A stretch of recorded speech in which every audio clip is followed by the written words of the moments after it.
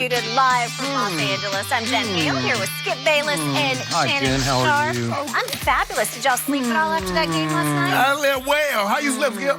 You know, it's interesting. We've now had 3 finals games, and I have correctly predicted all 3. And across the table, somebody has correctly predicted only 1. I had a caveat yesterday, Skip. Oh, wow. You know I said that now. No caveats on this show. It's only W's and L's, and you have taken 2 L's, and I've had all 3 dubs. I want you to remember this. Yes. When we pick the Cowboys next year, and if this happens, I'm out. Okay, I just want to make sure. Okay, that same energy you got right now. I started. Do you like Kawhi? You see Kawhi how he did? Normal foul, and they get ready to walk out. I don't really pay much attention to number 2. He wanted the fist bump. He wanted the fist bump. Kawhi, and Kawhi looked at him like pointed like we going that way. Oh.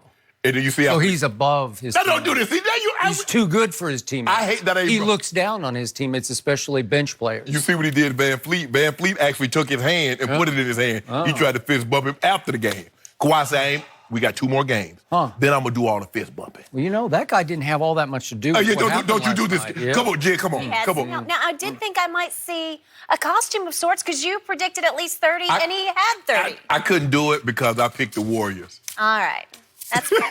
I just wish you had tried to do it, because you would have heard a mouthful. I know. That's why they do it. Yeah. Well, let's get you right into Game 3. The Warriors without Klay Thompson and Kevin Durant last night at Oracle, as Shannon mentioned, but they still had Steph Curry. He scored 47 points to try to keep him in the game. Ultimately, though, just not enough firepower. Kawhi Leonard led the Raptors again with 30. The Claw, as Skip mentioned, did not have to do it alone. All 5 Toronto starters scored at least 17 each. Really? They did. I missed that. Wow. You don't miss much, I don't believe you. The Raptors won by 14, now have a 2-1 series lead. So, Shannon, were you more impressed with the Raptors or unimpressed by the Warriors? I was more impressed with the Raptors because they didn't take the foot off the gas. I think a lot of times when teams know that they should win, and they look over there, no KD, no Klay, they say, we're going to kill a gnat with a sledgehammer today. I agree with that. And Skip, from the first quarter on, they never let the Warriors get within 7. I thought Siakam and Marc Gasol was really aggressive early, and it didn't matter the matchup. You see Siakam? He's like, Iggy, you're too small. Punished him. They try to go to Livingston. He punished him.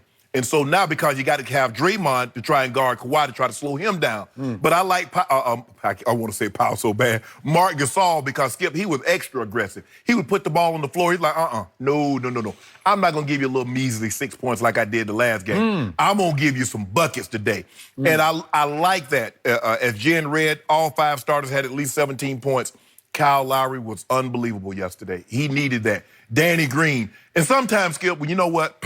When the shots are falling, like Danny Green threw up late last night, he threw a couple of them up early. But when he hit that shot late after Kawhi saves it from going out of bounds, and then Van Fleet does that again, sometimes, Skip, you just got to throw your hands up and say, guys, we'll get y'all game 4. Because there's nothing you can do. They could do no wrong last night. Every run that the Warriors would start, they would quail it. They would find a way to suppress that. Steph had it going the entire night. The first quarter, he the one that kept him in it. And I was like, dude, the only way y'all can lose this game if y'all let Steph go for like 60. He's well on his way. Is anybody going to, just double him? But Skip, you see Steve Kerr put a bug in the official's ear. They tried that box and won, and they got a lot of zone defense call, and Steph Curry was going up there knocking it down. But you had to be impressed with the Warriors. And this goes to show you, Skip, I don't care the type of performance that you have. A good to great team will suppress any one player. And that's what we saw last night. We saw historical. This is the second most points ever scored in a finals game in a loss. We saw the one last year. Did we ever? Yeah, we saw it. Yeah. And now we saw LeBron James with 49 points at the end of regulation, and he was too afraid to take the shot to win the game. All I know. Who knew? We saw Steph Curry have a playoff career high, and they never got within 7, and they lost by 14. That's what we know. So I was very impressed with the Raptors because they came out in the game. You hate saying, series tied 1-1, a must win. Yeah, this was a must win because if you can't beat them without KD, you can't beat them from start to finish without Klay Thompson, You deserve to lose that game and that series. And that's what would have happened had they not did what they did last night. So I was very impressed with the Raptors. Now it's my turn. You make some pretty good points. How could I not be impressed with what Toronto did last night? And I was.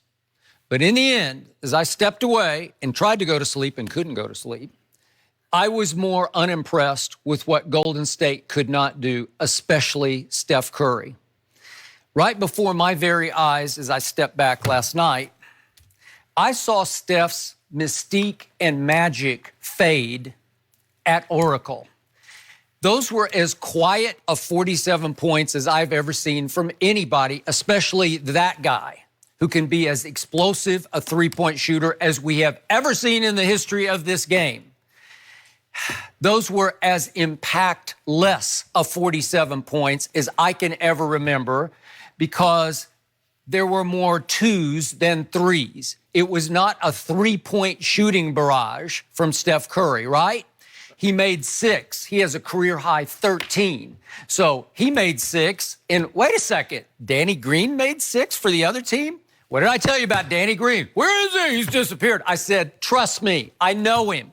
Watched him for all those years in San Antonio. It's finals time. He will rise and shine. He will snap right out of his slump. And did he ever last night, right on Will schedule. he go missing again in game 4? Okay? He will come and he will go, but he will come back again. Game 1 and 3, he came. Well, again, you can trust that down the stretch, and we're just getting started with this series.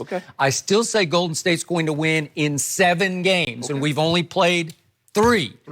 Okay, but Danny Green showed you what he is capable of on the biggest stage in the sport with those, especially those 3 in the flurry late in the third quarter. And what did I tell you yesterday? I told you Kyle Lowry was going to make 4 threes, and he made 5. You were saying, where's Kyle Lowry? Yeah, I said, he plays better on the road. He crumbles under the pressure to live up to his superstardom at home, and he is a 5-time All-Star. So they were making threes at a higher rate than Steph Curry was. So in the end, I will give you this. Toronto, look, there was no Clay and no KD, and there's no Kevon Looney. And I'm going to say it one more time because this is a big little loss. Kevon Looney, he's their best rim protector. He is their best post defender. He is their best pick setter. And that's a big gaping hole to have in the middle of that lineup. And our man DeMarcus Cousins, because he's just trying to play his way back in shape, he came up real small last night, right? He became unplayable. Okay? But it was supposed to be all about Steph. And remember, the point spread still hovered above water all the way. It fell at the end of the night, right before tip-off. It fell all the way to 2.5. But Golden State was still favored at home. And by the way, they're still favored by 5.5 to win Game 4. So the bettors, and especially the odds makers, are saying, wait a second. Even if there's no Clay and no KD, and it's still possible there'll be no Clay and no KD on Friday night. That is correct. Okay? But even though you're still looking at a team that's still really good. Steph Curry's won 2 MVPs, won unanimously, right?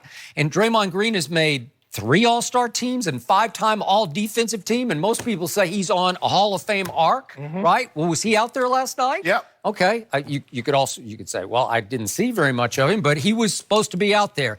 DeMarcus Cousins is a 4-time All-Star, and he was out there.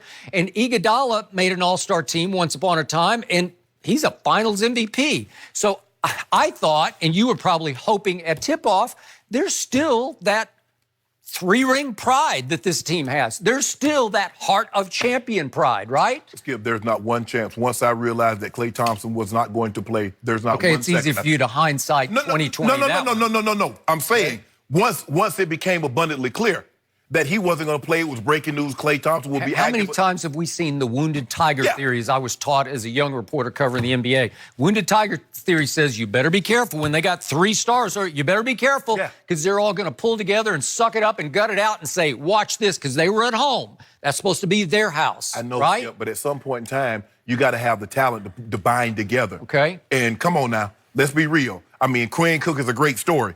Bogut, McKinney, Jordan Bell, Jerebko. Really, Skip? You know, Bogut once upon a time made all NBA. That's how good he was. Yeah. All NBA. But how long ago that's been? That's been many I'm injuries just saying, ago. but he's got some. But Skip, he's decorated. Skip, you can't say a guy made something 13 years ago and think he's that same guy because he's not. Okay, but the guy who was in the heat of the storm last night, the guy who was in the proverbial catbird seat, who had the golden, as in Golden State, opportunity to show us that he did not need Kevin Durant or even his splash brother Klay Thompson with Steph Curry. Am I right about that? No, that's not.